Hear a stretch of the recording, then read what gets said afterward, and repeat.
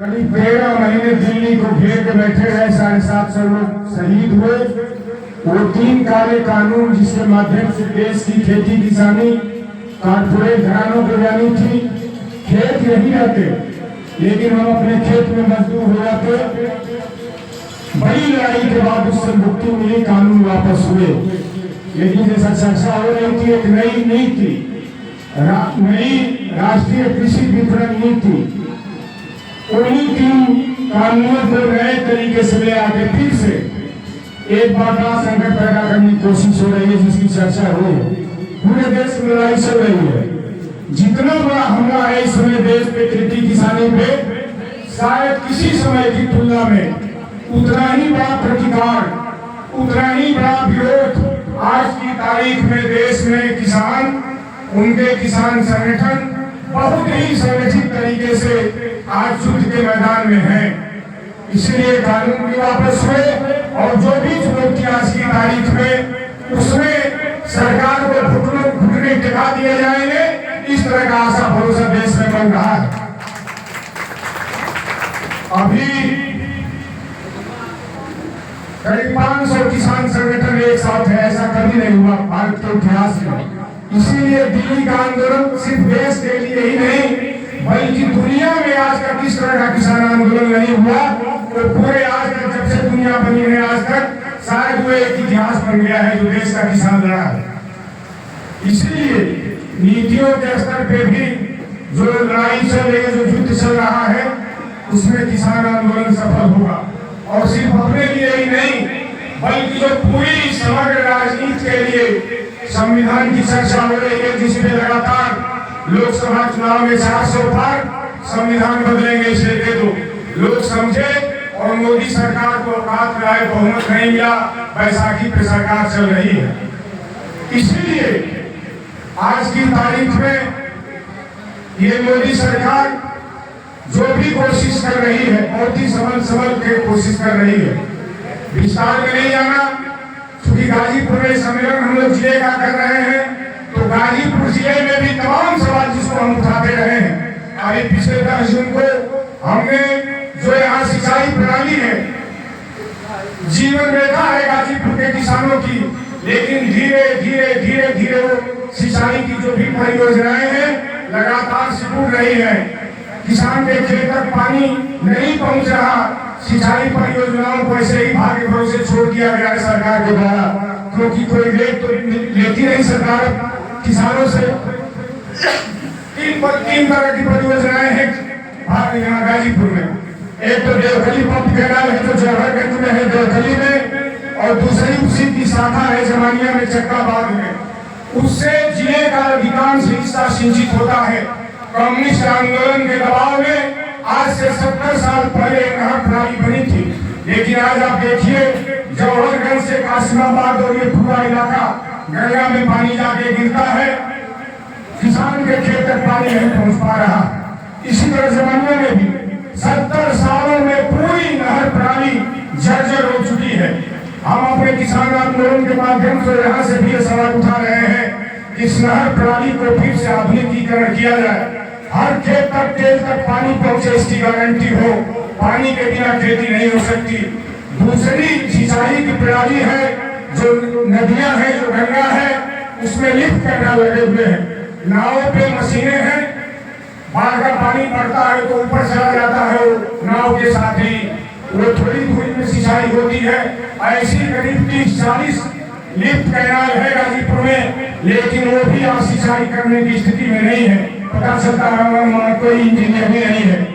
तीसरी परियोजना ट्यूबवेलों की है गाजीपुर में, वो आगे ट्यूबवेल खराब है, जो नहर प्रणाली से ये पंप कैनाल से नहीं सिंचित हुए, लिफ्ट कैनाल से तो ट्यूबवेल लगा करके उन जगहों पे सिंचाई की व्यवस्था हुई।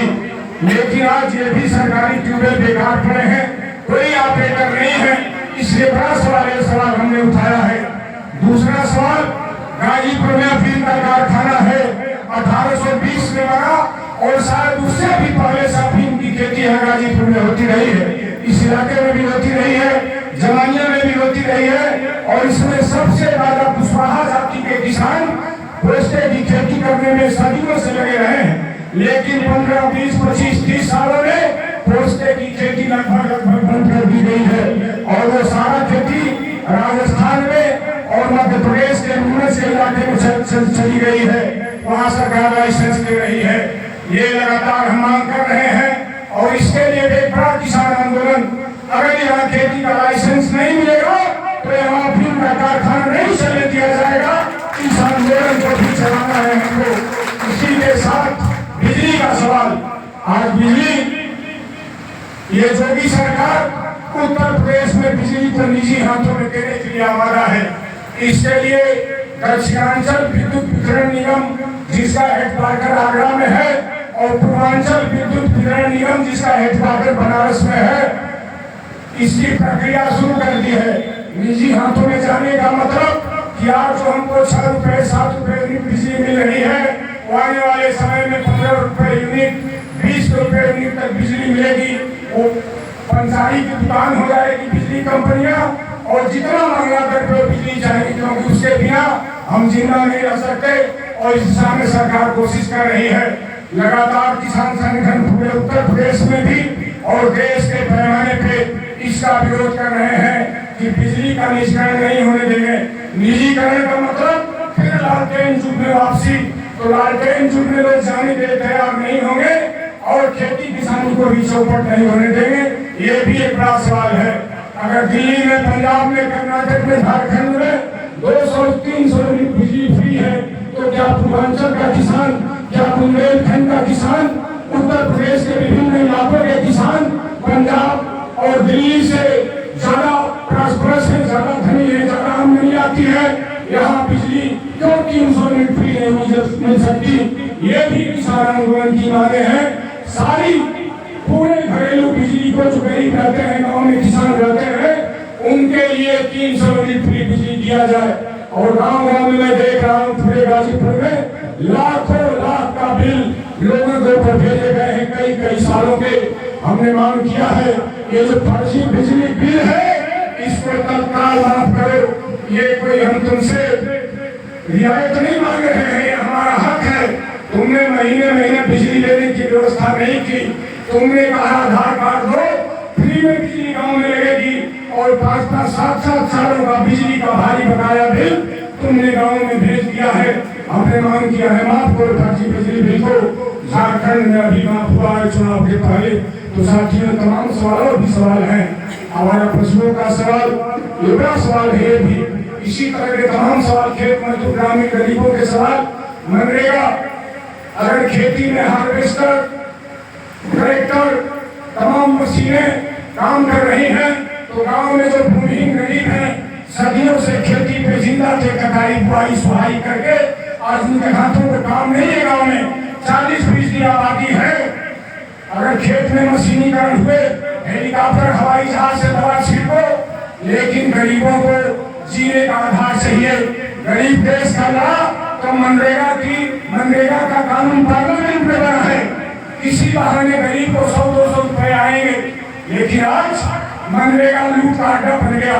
पहले नरेगा था, बाद में जब महात्मा गांधी का नाम उसमें जुड़ गया तो वो लूट का पूरा अड्डा बन गया। एक भी गांव में गरीबों को काम नहीं मिलता। हम मांग कर रहे हैं 600 रुपए काम और साल भर में 200 दिन काम गरीबों को मिले। इसी तरह खेती का जो तरीका बदल रहा है, खेती में साथियों ने इशारा किए, आज की तारीख में जो खेत के मालिक है, खेती घाटे का सौदा है। खेती के मालिक खेती नहीं करना चाहते, वो नौकरी में है, बिजनेस में है, कारोबार में है। तो खेती करने के गांव में जो मजदूर हैं, गरीब हैं, छोटे मोटे किसान हैं, उनके पास जानवर है, उनके पास मेहनत है, वो मेहनत लगा के अधिया बटाई पेश की पे खेती करते हैं। बड़े पैमाने पर बटाईदार खेती हो रही है, लेकिन उनके लिए कोई कानून आज की तारीख में नहीं है। खेती की कोई सुविधा उनको नहीं मिलती। 25,000 रुपए बीघा, 30,000 रुपए बीघा, 15,000 से लेकर 25-30,000 रुपए बीघे पेशगी का वो खेती लेते हैं। बाढ़ आ जाए, सूखा आ जाए, प्राकृतिक आपदा में खेती सड़ी जाए, तो मुआवजा देने के लिए अगर हम लड़ते हैं, किसान आंदोलन के लिए लड़ते हैं, तो मुआवजा अगर लखनऊ दिल्ली से घोषित होता है तो खतौनी में नाम देखा जाता है, किसका नाम है, तो किसका नाम है। हमने तो 25-30 हजार दे दिया, परवल की खेती में 30 हजार तक के रेट है, दे दिया हमने, 30 हजार रुपए लेकर अपना बैठ गए, और जब हमारी फसल चली गई तो जो भी मुआवजा मिलना है खतौनी में जो बाबू साहब का नाम है, मालिक का नाम है, उनको मुआवजा मिलता है। लगातार हमें सवाल पूछ रहे हैं लखनऊ दिल्ली की सरकारों से, ये कहाँ का न्याय है। पूंजी डूबी हमारी, मेहनत डूबी हमारी, सब कुछ डूबा हमारा, और मुआवजा मिलेगा खेत के मालिक को जो पहले ही पैसा लेके बैठ गया है। कानून बने, खाद मिले हमको, हमारी जो भी फसल हो उसी दाम पे खरीदी जाए, ये मांग है।